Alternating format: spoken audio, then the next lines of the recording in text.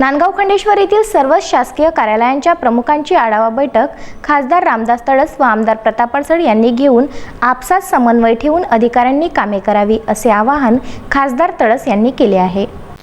नांदगाव खंडेश्वर येथे खासदार रामदास तडस यांच्या अध्यक्षतेखाली सर्वच विभागाच्या प्रमुखांची आढावा बैठक तहसील कार्यालयातील सभागृहामध्ये आयोजित करण्यात आली होती। या सभेला आमदार प्रताप अडसड, चांदूर रेल्वेचे उपविभागीय अधिकारी मनीष गायकवाड यांची प्रमुख उपस्थिती होती।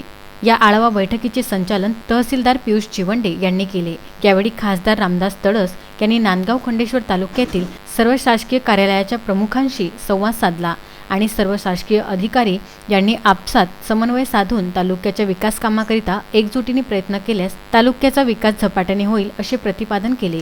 तर जनतेच्या तक्रारीचे निराकरण हे जाग्यावर करा, नागरिकांना त्रास होता कामा नये, झाल्यास नागरिकांनी माझ्याशी संपर्क साधावा असे आवाहन आमदार प्रताप अडसड यांनी केले।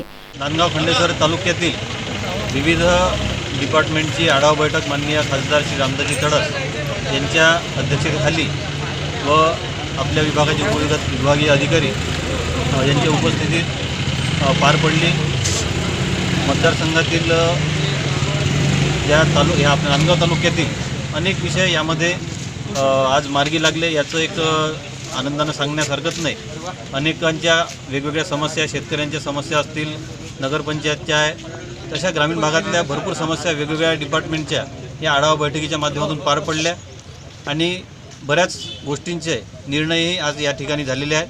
त्यामुळं भविष्यातही नागरिकांच्या सोयीसुविधांसाठी या पद्धतीच्या आढावा बैठका निश्चित होत राहतील आणि त्या माध्यमातून ज्या काही कुठं प्रशासकीय हलगर्जीपणा होते, काही शासकीय अधिकाऱ्यांकडून चुका होतात किंवा हलगर्जीपणा होऊन लोकांची कामं अडतात, असे सगळे कामं मार्गी लावण्याकरता या बैठकीचा निश्चितच उपयोग होईल असं मला वाटते। तेव्हा येणाऱ्या काळातही या पद्धतीच्या बैठका सुरूच राहतील। या बैठकीत नगरपंचायत, पंचायत समिती, तहसील कार्यालय, कृषी विभाग, महाराष्ट्र राज्य विद्युत वितरण कंपनी, सार्वजनिक बांधकाम विभाग, आरोग्य विभाग, पोलीस प्रशासन यासह सर्वच विभागाचा आढावा घेण्यात आला। कोविड-19 आणि तालुक्यातील विकास कामे याबाबत सुद्धा आढावा घेण्यात आला।